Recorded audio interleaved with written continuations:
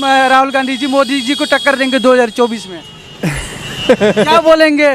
मैं इसके बारे में भी कुछ नहीं बोलना चाहता। मैं इतना जानता हूँ कि जब भैंस रोक पाएंगे? जब भैंस, गधा, ऊंट, हाथी, बंदर, सारे जंगल के जानवर एक जगह पे पानी पीने लग जाएं, एक पॉइंट पे वो इकट्ठे हो जाएं, तो समझ लेना चाहिए कि दूसरी तरफ शेर खड़ा हुआ है। मैं कुछ नहीं बोलना चाहता।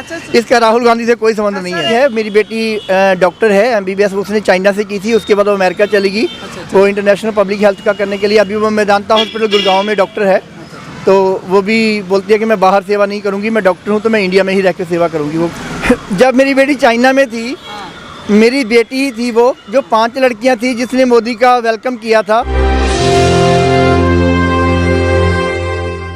सर एक दूसरी तरफ राहुल गांधी जी 14 जनवरी से भारत जोड़ो न्याय यात्रा निकाल रहे हैं मोदी जी को 2024 में रोकने के लिए, क्या बोलेंगे? ये तो किसी को रोका तो नहीं जा सकता, उसकी अपनी इच्छा है तो वो आए। प्रधानमंत्री के लिए उम्मीदवार हैं राहुल गांधी जी, मोदी जी को टक्कर देंगे 2024 में। क्या बोलेंगे? मैं इसके बारे में भी कुछ नहीं बोलना चाहता। मैं इतना जानता हूँ कि जब रोक पाएंगे? जब भैंस, गधा, ऊंट, हाथी, बंदर, सारे जंगल के जानवर एक जगह पे पानी पीने लग जाएं, एक पॉइंट पे वो इकट्ठे हो जाएं, तो समझ लेना चाहिए कि दूसरी तरफ शेर खड़ा हुआ है। मैं कुछ नहीं बोलना चाहता।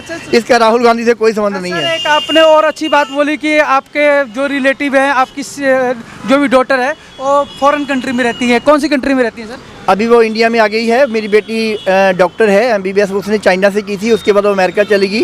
वो इंटरनेशनल पब्लिक हेल्थ का करने के लिए अभी वो मेदांता हॉस्पिटल गुड़गांव में डॉक्टर है।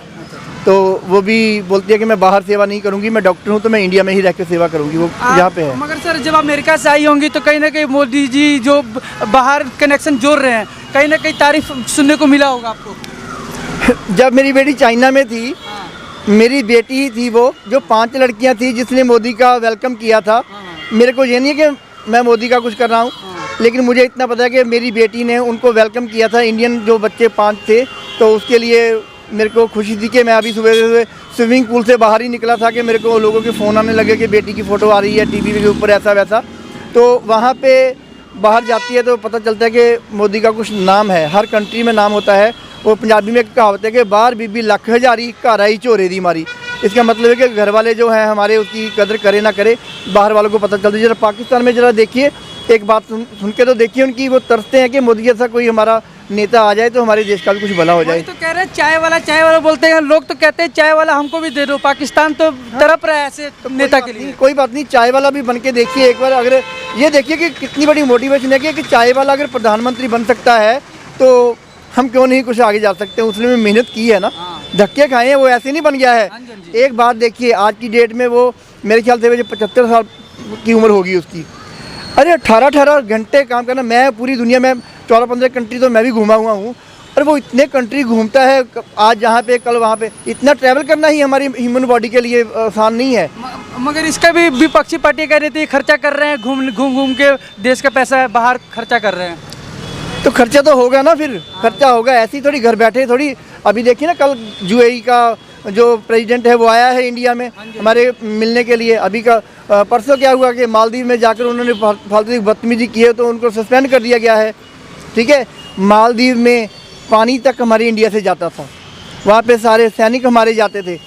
अगर देखा जाए 1.5 लाख से ऊपर जो टूरिस्ट हैं वो मालदीव में इंडिया से जाते थे। उनकी तो रोजी रोटी बंद हो जाएगी अगर वहाँ पे कर दे। आपको पता नहीं है शायद, मालदीव की जो फ़्लाइटें थी सब उन्हें बोल दिया कि अपने अपने पैसे वापस ले लो, हमने वहाँ पे नहीं करना है। हमारे प्रधानमंत्री को ऐसे बोला है।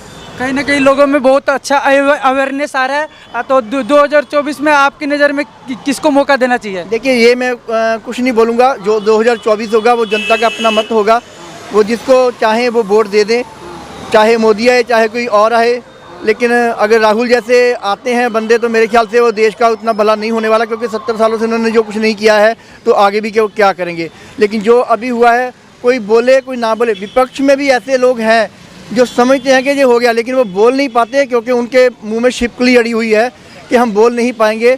लेकिन दिखता उनको भी है कि क्या हो रहा है। अगर लोग बोलते हैं जो राम को लाए हैं हम उनको लाएंगे, राम तो पहले भी यहीं थे। ठीक है, वो तंबू में भी थे, तब भी वो महाराज ही थे, अभी वो महल में बैठ गए हैं। तो रानी होलिका बाई ने इतने इतने बड़े महल बनवाए थे, तो आज तक उनको लोग याद करते हैं। ये जो मंदिर बन रहा है ऐसे नहीं बन रहा है, 1000 साल तक इस पे अर्थक्वेक का कोई असर नहीं है। इसके अंदर एक कैप्सूल रखा गया है, उस कैप्सूल में पूरी की पूरी जो जानकारी है कि कल को हम मर जाएंगे, हम तो क्या है ज़्यादा से ज़्यादा 50-100 साल तक मर जाएंगे, तो उसके बाद जो नई जनरेशन आएगी उसको पता चलेगा कि इसकी जो स्ट्रक्चर बना हुआ कैसे बना हुआ है। आने वाली जनरेशनें देखेंगी वहाँ पे आकर इसको बना है। लोगों तो उन्होंने भी 3000 करोड़ की वो जो प्रतिमा बनाई थी हमारे श्री वल्लभ भाई पटेल की, तो उसके लिए भी इतना बोले थे, मैं जाकर देख रहा हूँ। अभी कुछ लोग बोलते हैं कि जो मंदिर बनाने का क्या फ़ायदा है, आपको पता नहीं है कि कितने किर्तियों को जहाँ पे रोटी मिली है। भाई लाखों दिए बन रहे हैं, उन लोगों को रोजगार मिला है, लोग खड़ाव बना रहे हैं वहाँ पे, और 1.5 लाख से ऊपर तक खड़ाव का ऑर्डर आ गया है वहाँ पे, उनको रोजगार मिला है। जिन्होंने वहाँ पे पेंट किया है, शिल्प किया है, सफाई किया है, माली हैं जो छोटे दर्जे वाले हैं, अरे वहाँ की दुकानों ने देखो कितना सजावट की थी, फूलों वाले तक, झाड़ू वाले तक, अरे किसको रोजगार नहीं मिला है, सबने अपनी रोटी खाई है वहाँ पे, चाहे वो मोहम्मदन है चाहे वो हिंदू है, ऐसी बात नहीं करनी है। देखा इंटरनेशनल एयरपोर्ट भी बना, बाकी बिल्कुल बना है।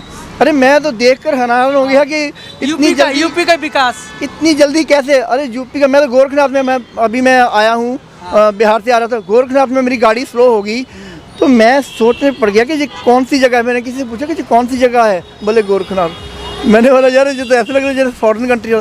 ट्रेन के साथ साथ अक्सर क्या होता है कि लोग लैट्रिन कर रहे होते हैं, गंदगी फैला रहे होते हैं, गाड़ियाँ होती हैं, लेकिन वहाँ पे देखो जाके यार। आप देख ही रहेंगे, वंदे भारत ट्रेन चल रहा है इंडिया के अंदर, कहीं कितनी खूबसूरती से। मैं वही देख रहा कि जब मैं हांगकांग से हम शंघाई गए थे तो वंदे भारत के मुकाबले की वो ट्रेन थी, तो बड़ा अच्छा लगता था, वैसा ही माहौल हमें जहाँ मिला। लेकिन यहाँ के बदतमीज लोग वहाँ पे पत्थर मार रहे हैं तो उसको तोड़ दिया, अरे शर्म आती है ऐसी बातें करते हुए।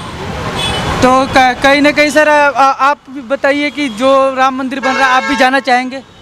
मुझे कल इनविटेशन आया है राम मंदिर का, वहाँ से अयोध्या जी से पंडित जी आए थे हमारे कृष्ण जी, वो स्पेशली हमारे बार रूम में, मैं एडवोकेट हूँ तो हमारे बार रूम में हमें कल बहुत एक भव्य कार्यक्रम हुआ था, उसमें उन्होंने हमें अक्षित दिए, हमें इनविटेशन दिया, कार्ड दिया।